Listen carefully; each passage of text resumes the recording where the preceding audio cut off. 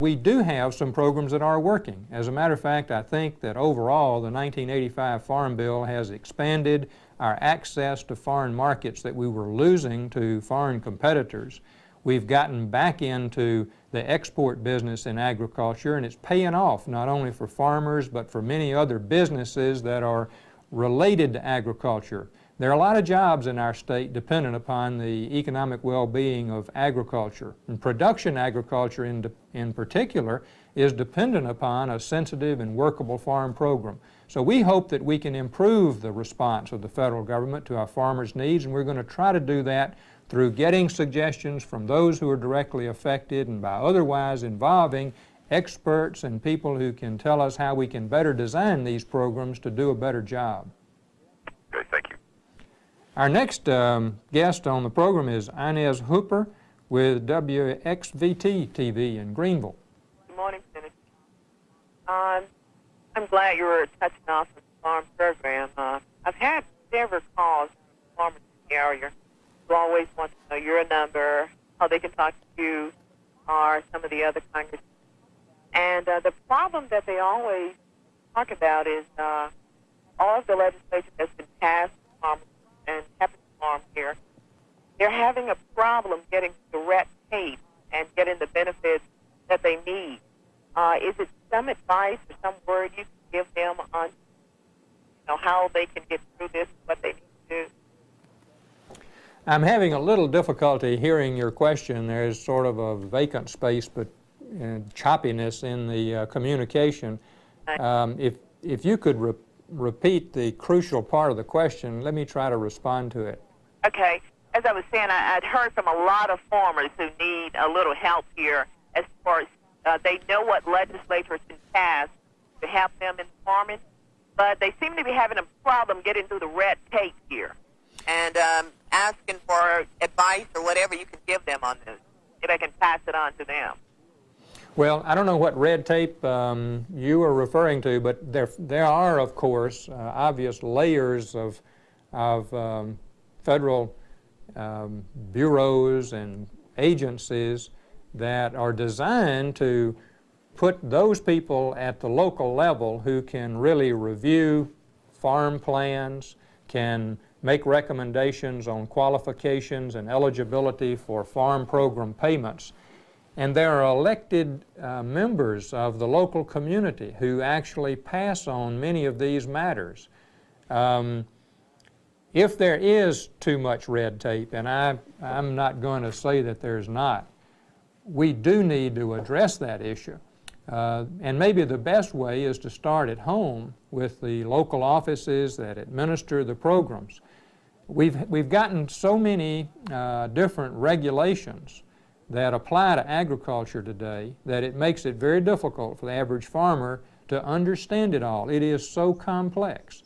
And those offices are designed to assist the farmer, helping explain eligibility rules and how a person would qualify for program payments.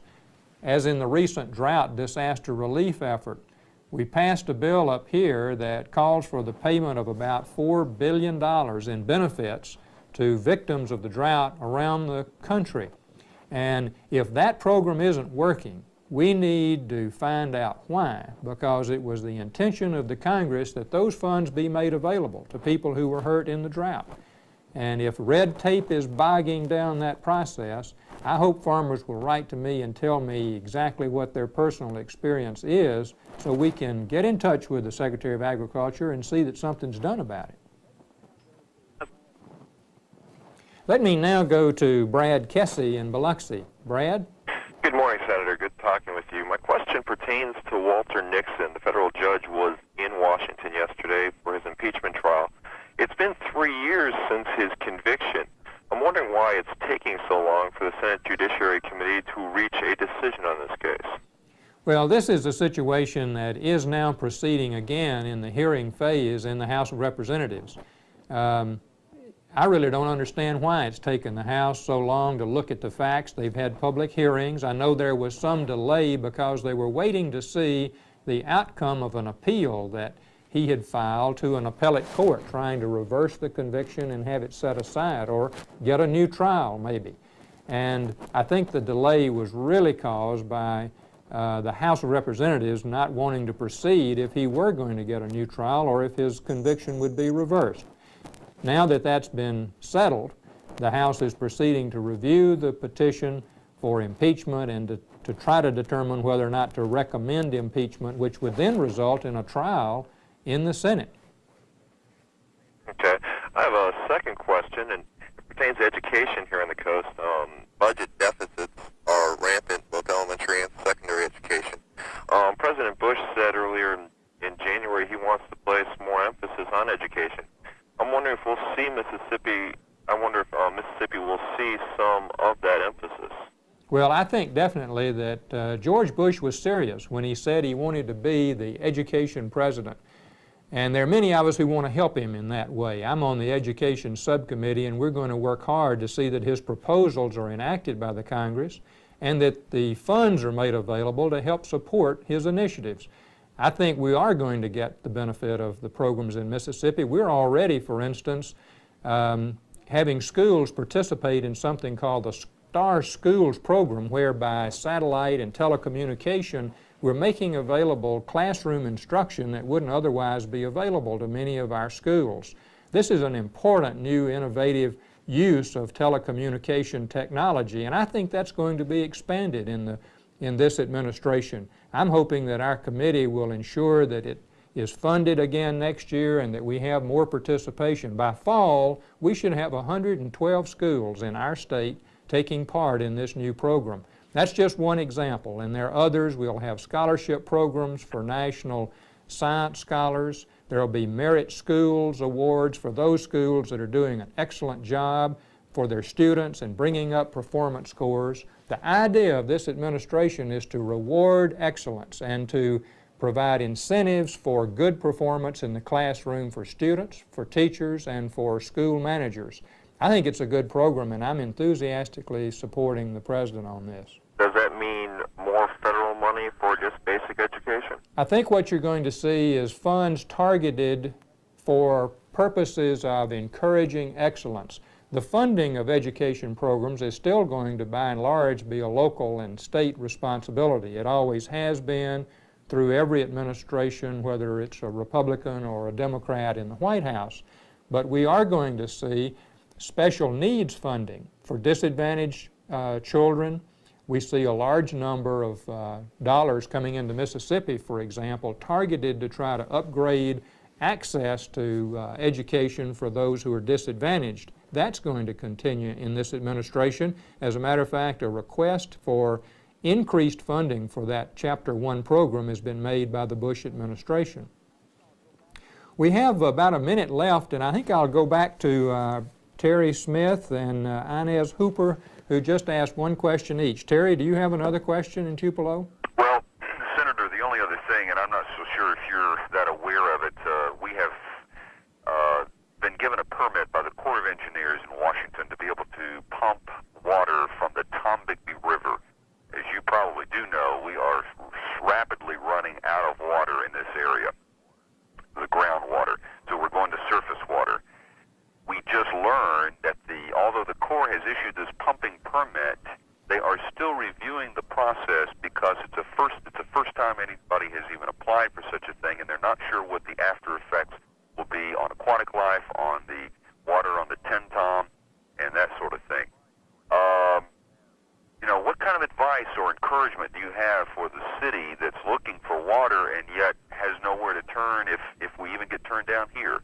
Well, I think it would be a tragedy if the permit were not granted to proceed with that water project. It is so important to the continued growth and development of the Tupelo area, and I hope the Corps of Engineers can act promptly on the request for the permit, and if there are some problems that develop, to work with the local community and its leadership to solve those problems. This is something that the area really needs desperately, and I'm hoping that if my involvement is needed in any way, that the local officials will let me know. I'll be very happy to get involved and try to help on that. Let's now go to Inez Hooper. We've got time for one more question. Inez? Okay, we're going from one extreme to the other one on the water situation. We've been doing stories all this week about people whose houses are underwater, and having flooding problems here in the Greenville area near the Mississippi River and in some of the other lowland delta areas. And is there any relief there? Is there anything that you can say about that? Well, of course, there are disaster relief programs at the federal level. The Federal Emergency Management Agency is designed with a program to help whenever the governor or local officials declare a disaster area eligible for federal funding. A review team is sent in to assess the damage and try to determine local eligibility for assistance, and that can involve small business administration disaster loans if a business has suffered particular damage, to try to get them back on their feet. There is emergency shelter available also to people whose homes have been destroyed or damaged and who are displaced. They can even bring in emergency mobile homes or shelters of that kind if those are needed on a temporary basis. And then low interest loans are available to help replace and repair housing that's damaged. There are many other types of assistance, food stamps and other nutrition assistance. The volunteer agencies, of course, play a big role as well. The American Red Cross and Salvation Army are two that are well known that come in times of disaster and really make a big difference. For farmers, the Farmers Home Administration is able to respond with disaster loans, but then again, there's no way to fully get compensated by the government for all of the losses and suffering attendant in a disaster. It is a real tragedy in many ways when people are hurt by a flood or other kinds of natural disasters. But if we can assist any local persons who are damaged in this flooding, then we want to do it. I've got a mobile office that we make available to provide advice and counseling when people are in this situation, and we'll make that available to those who need it. Well, thank you very much for being a part of our Washington News Conference from the nation's capital in Washington today. I appreciate your joining us.